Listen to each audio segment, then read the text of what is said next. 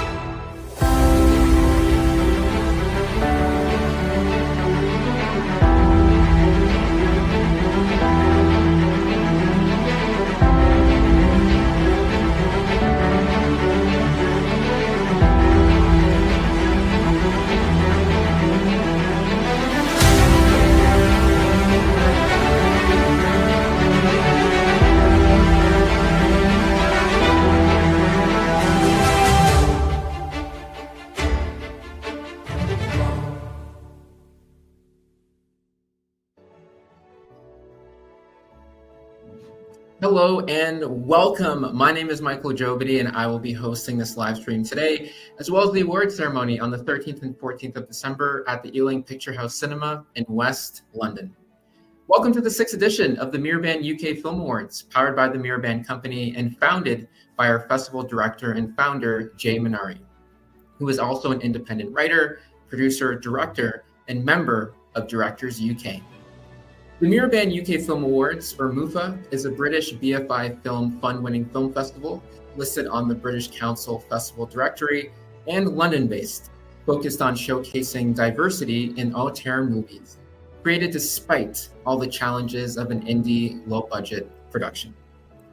Mirror provides a spotlight for underrepresented, emerging, and experienced independent filmmakers through on-site networking events, live-streamed industry talks, online film courses, and most recently, an independent film fund launched to support the making of more independent films.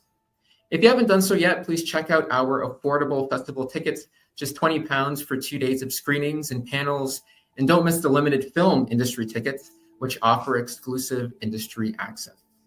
Subscribe to our art host focused streaming platform, Stream Auteur, to watch all the officially selected candidates of this edition and vote for your favorite, which will win the Best Film Audience Award. Let's get the ball rolling with our special guest. Please welcome Vanessa Esteves, shortlisted for Best Animation Short, Best Film Score with their film, Christopher and the Bug. We also have our music juror, Jason Smith, in attendance as well. A grouchy old owl learns a big lesson about friendship when a small bug moves into his house. Let's take a look.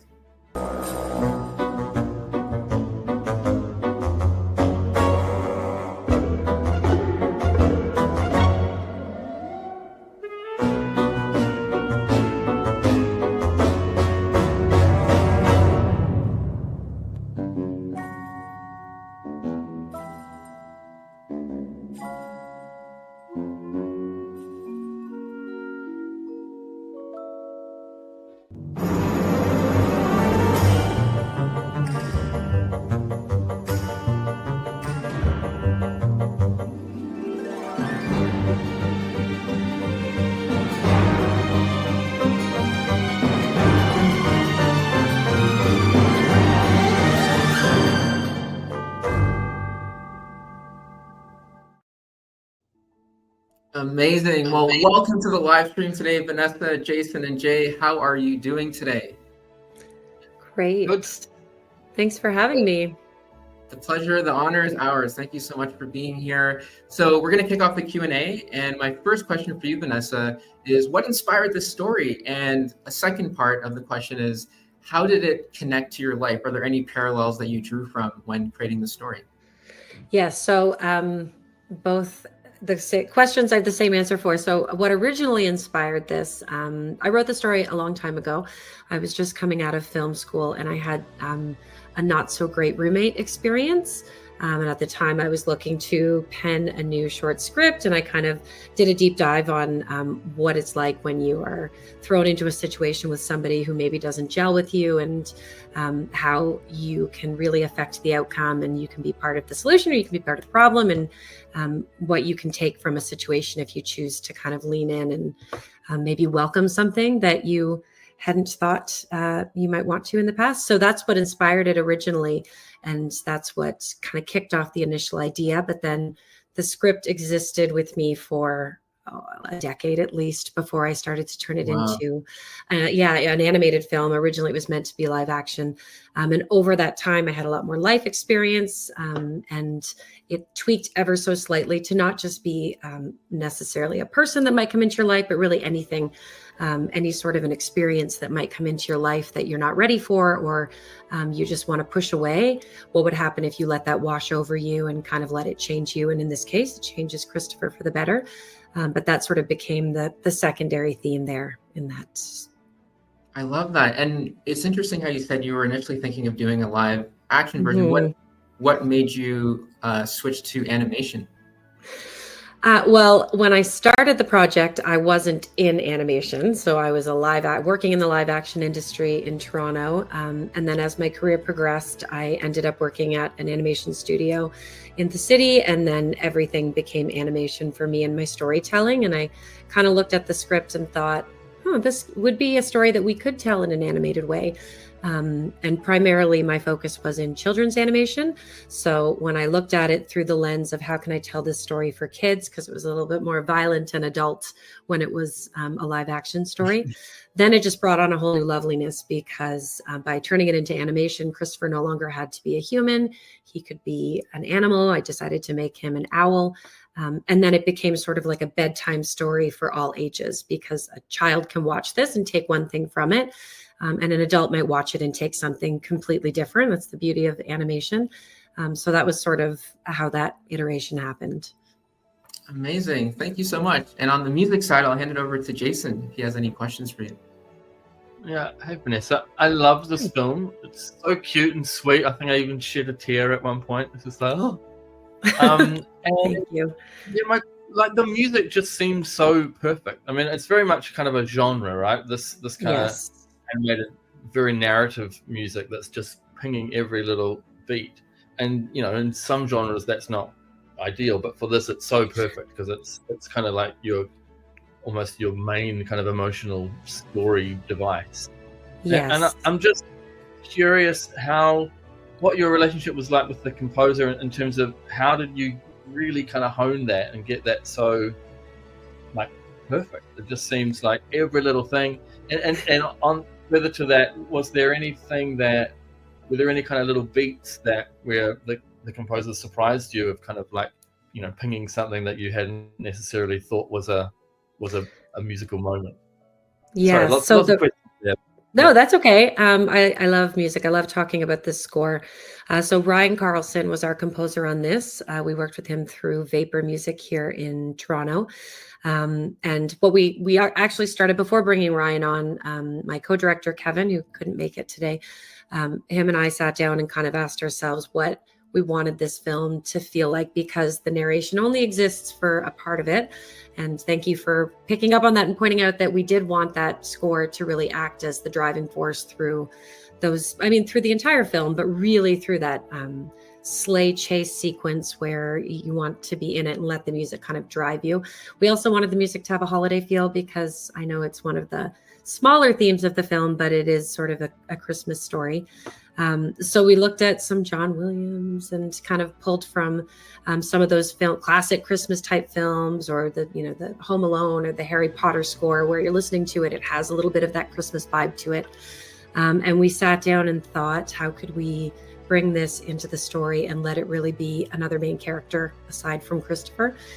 So we beat it out and did our breakdown based on what beats were important and what we wanted to shine a light on. And then we had a bunch of composers submit for it, and Ryan's just knocked it out of the park. It just had everything we were looking for. It brought us to tears, which was a good sign. The first time we listened to it against just the animatic, because we did this a little different. We had built out the animatic and we scored the animatic fully. So the score existed before the animator even started, which was neat for Samantha Van Rootselaar, who animated the whole film. She had the score in her ear when she went to do all the animation, which was great. So we kind of brought those pieces together and let the score lead the way. And Ryan surprised us we did go back and forth a bunch of times. And Ryan did surprise us in a few areas of the film. The one that really stood out to me is, I don't know if he surprised me, but he took my breath away. There's a section in the scene where Christopher snaps and he's finally had enough and he starts to build his own house on the front lawn. And the music behind that was just so emotional, but it propelled us forward and you could feel his bubbling rage in it. And I just thought that whole section was so well done, and it became my favorite section of the film. Yeah. Beautiful. Amazing. And so the music's it's just so right. It's like, of course, there's a million ways you could score something like this, but it just felt like perfect, like such a synergy with the pictures. Well, we really wanted it to have an orchestral feel. Obviously, the whole look of the film has kind of a throwback classic look to it. So I thought the music that Ryan came up with really matched it perfectly. Which again is pretty amazing because Ryan scored this before seeing final animation. So it was neat how everything kind of came together. Yeah. Amazing. Right.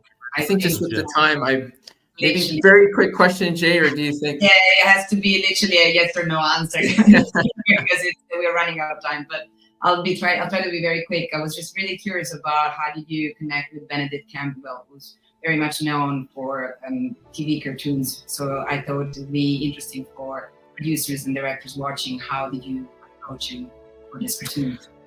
Well, we had put a brief out using our casting agent here in Toronto, Marlene Ridley, and Benedict auditioned for it. And when we heard him, there was no other option. He was, everyone who heard Benedict just went, that's it. That was the voice that had been in my head for years. It was perfect. Yeah, you probably grew up with it being that it's kind of a voice for all the cartoons. Yes, yeah. It's the best voice. Amazing. It's very hypnotic for kids, I guess. Yes. Perfect match for the music. Thank you so much for sharing that, Vanessa. Really. Yeah, thank you. Yeah, thank you so much. So we are towards the end of the live stream. I'm going to give a quick reminder to the audience, and then we'll quickly wrap it up. So quick reminder, the red carpet reception followed by the award ceremony will take place at the Ealing Picture House Cinema on the 14th of December. And starting from the 15th of December, this is where all shortlisted films will be available to stream on our platform for 5 weeks.